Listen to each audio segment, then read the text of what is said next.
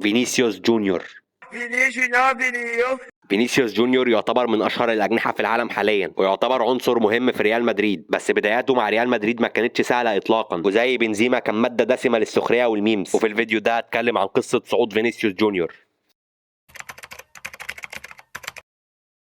لما فينيسيوس جونيور جه من الدوري البرازيلي، الجمهور كان توقعاته عاليه عليه، خصوصا انه جاب مبلغ مش قليل. بس للاسف اي نعم مهاريا كان كويس، بس اللمسه الاخيره كانت سيئه جدا، وكان معروف بتضييعه للفرص السهله، وكل الصفحات الكرويه الساخره كانت واخداه محتوى، وتحديدا سنه 2020 و2021. ومش كده وبس، بل وكمان كان في صوره في اوضه لبس ريال مدريد، بنزيما كان بيقول لفيرلاند مندي ما تبصيلوش ده بيلعب ضدنا. عموما فينيسيوس جونيور كان متاثر جدا بالمواضيع دي كلها، بس في الموسم اللي بعده كل حاجه هتتغير، وده اللي هينقلنا على طول للنقطه الثانيه.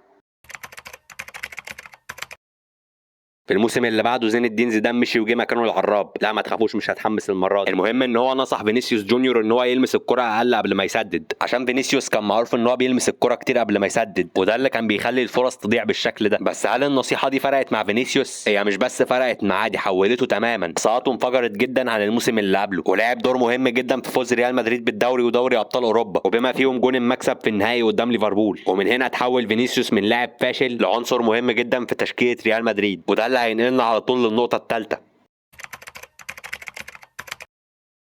بعد الموسم التاريخي ده فينيسيوس نجح ان هو يثبت اقدامه في تشكيله ريال مدريد، وموسم 2023 قدر ان هو ياخد الكاس، واحصائياته في الموسم ده كانت كويسه جدا. بس موسم 2024 كان اكتر موسم ايقوني، رغم ان كريم بنزيما مشي في الموسم ده، بس فينيسيوس والفريق بشكل عام كان كويس جدا، وقدروا ان هم يحققوا الدوري ودوري ابطال اوروبا. وفينيسيوس في الموسم ده كان ممتاز جدا، ورغم الاصابه كان ليه دور كبير جدا في الموسم التاريخي، وقدر ان هو ياخد جائزه احسن لاعب في العالم المقدمه من الفيفا، بس للاسف ما خدش البالون دور. ورغم الانتقادات اللي تعرض لها الموسمين اللي بعدهم، فينيسيوس لا زال يعتبر من اشهر الاجنحه في العالم حاليا. عموما قصه فينيسيوس جونيور بتعلمك ان العقليه القويه ممكن تتغلب على السخريه، وان النصايح ذوي الخبره بتفيد فعلا، زي لما نصحوا كارلو انشيلوتي ومستواه اتحسن بعدها. وبكده تكون عرفت ازاي فينيسيوس اتحول من فاشل لبطل اوروبا. وبس لو انت عندك راي في الموضوع ده اكتبه تحت في الكومنتات، ولو الفيديو عجبك ما تنساش تشترك عشان يوصلك كل حاجه جديده. وبس اشوفك المره الجايه، وسلام.